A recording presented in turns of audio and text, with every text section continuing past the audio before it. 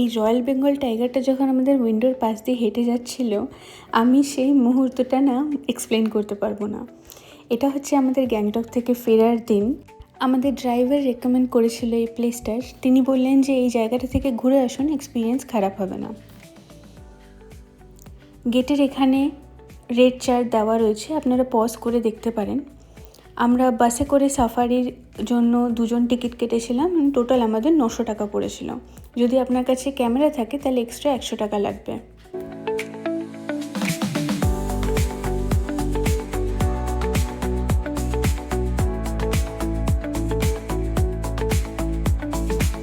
Direction board দেওয়া রয়েছে যে আপনারা কোথা থেকে কোথায় যেতে পারবেন, কোন দিকে কি রয়েছে।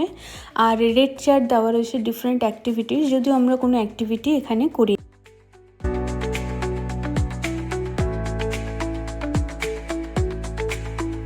এটা হলো সোভেনিয়ার শপ, যেখান থেকে আমাদেরকে বাসের সিট নাম্বারটা নিতে হবে।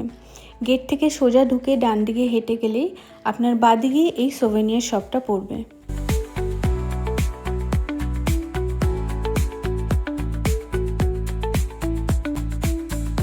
এখান থেকে দাঁড়িয়ে দৃশ্যটা এত ভালো লাগছিল যে ক্যাপচার না করে আমি পারলাম না।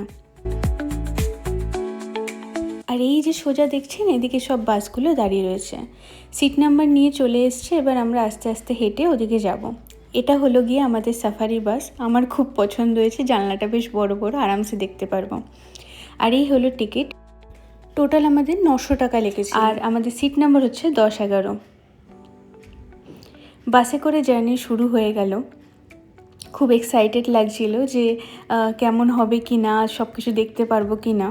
এভাবে করে এক একটা গ্রিলের দরজা খুলবে আর তার আগে লেখা থাকবে যে আপনারা কোন যন্ত্র দেখতে পারবেন। এটা লায়নের জন্য আমরা ঢুকছিলাম।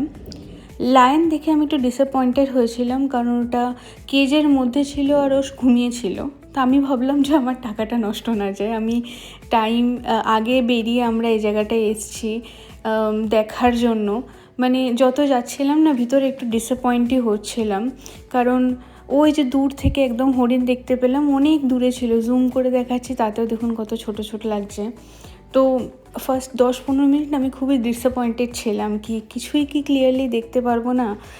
সময়টা নষ্ট গেলে একটু ঘুমিয়ে আসতে পারতাম, সকাল সকাল উঠে আসলাম।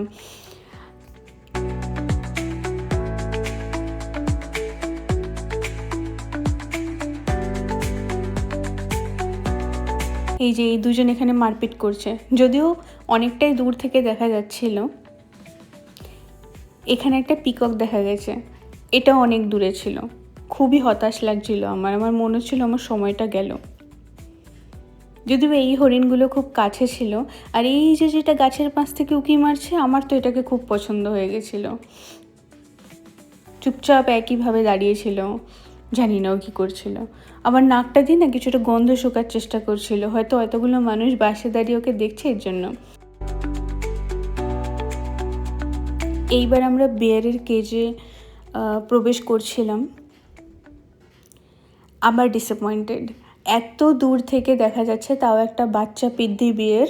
ও কী করছে আমি বুঝতেও পারছি না, ঘুমিয়ে ঘুমিয়ে ওই রকমভাবেই পড়ে রয়েছে। অনেক দূরে ছিল। আর আমাদের উইন্ডোর উল্টো সাইডের উইন্ডোতেও একটা বিয়ার ছিল, যেটা একটুখানি পরে মাথা তুলবে, আপনারা দেখতে পারবেন।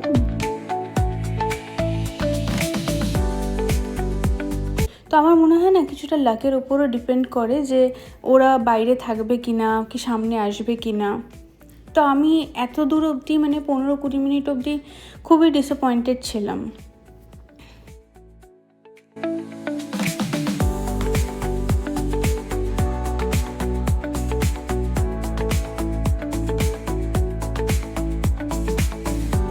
হরিণ আপনারা অনেক দেখতে পারবেন, পুরো রাস্তায় আস্তে আস্তে হরিণ থাকবে। এইবার আমরা লেপার্ডের কেজে প্রবেশ করছি। এইখান থেকে আমার মুডটা একটু ভালো হয়ে গেছিলো, কারণ ওরা বাইরে ছিল আর আরামসে মন খুলে দেখেছি। এই যে একটা বাচ্চা লেপার্ড আমাদের জানলার বাইরে, মানে অপোজিট জানলার বাইরে ও বসেছিল। আমাদের বাসটা না ওর সামনে দিয়ে যখন ঘোরালো, তখন দেখতে পারবেন ও উঠে চলে গেছে, ওখান থেকে গিয়ে সামনে গিয়ে বসে পড়েছে। এই যে ও চলে যাচ্ছে, তারপর ওখানে গিয়ে ও বসবে। যদিও আমি এটা ক্যাপচার করিনি। আর আর একদম আমার মনে হয় যারা অ্যাক্টিভ লেপার্ড তাদেরকে মনে হয় কেজে রাখে, কারণ একে দেখুন কতটা খুনখার। ও হেঁটে যাচ্ছে, এদিক থেকে হাঁটছে আমাদেরকে দেখছে, আবার এদিক থেকে হাঁটছে আমাদেরকে দেখছে।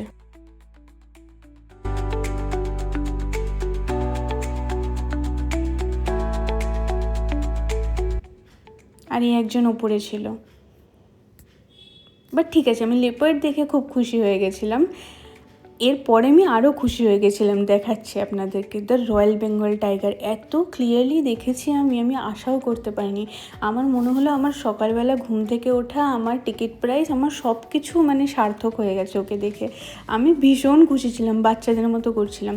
যদিও বা ফার্স্টে এই জনকে দেখে আমি একটু ডিসঅ্যাপয়েন্টেড ছিলাম, কারণ ও ওইরকমভাবে ঘুমিয়ে রয়েছে, তো ঘুমিয়েই রয়েছে, ওর কোনো যাই আসে না কি চলছে কি না চলছে।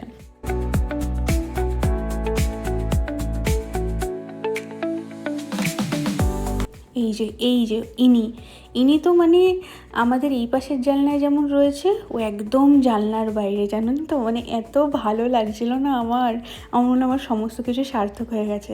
দেখুন একদম জানলার বাইরে দিয়ে হেঁটে। আর আমাদের ড্রাইভারও এত, মানে এই বাসের ড্রাইভারও এত ভালো ছিল, সাফারির ড্রাইভার। উনি একদম পিছনে পিছনে করে আমাদেরকে লেপার্ড মানে রয়্যাল বেঙ্গল টাইগার আরামসে যেখানে যা আসছে একদম আরামসে, যতক্ষণ দাঁড়াতে হবে দাঁড়িয়ে একদম আরামসে উনি দেখাচ্ছিলেন। এই যে দৌড়ে দূরে চলে গেছিলো, আমি এটা জুম করে নিয়েছি, গিয়ে এবারে ওর গা চুলকাবেও। এই যে হয়ে গেছে ওর, এইবার ও আসছে, এবার এটা আমার জানলার পাশে থাকবে। ও দূর থেকে, কারণ এখানে না একটা বাস আটকে গেছিলো, ঠিক আছে, ওর চাকাটা ডেবে গেছিলো একটুখানি কাদাতে, তো দুটো বাস দাঁড়িয়ে গেছিলো। এবার ও দূর থেকে দেখে না আস্তে আস্তে করে আসতে শুরু করেছে ওদিকে।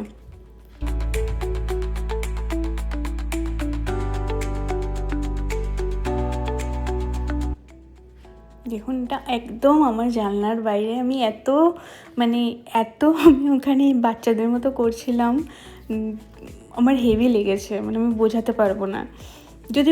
যদি পুরো এক্সপিরিয়েন্স বলি, আপনি অন্যান্য জন্তু অত ভালোভাবে আমরা দেখতে পাইনি, তো একটু ওটা নিয়ে খুঁত ছিল।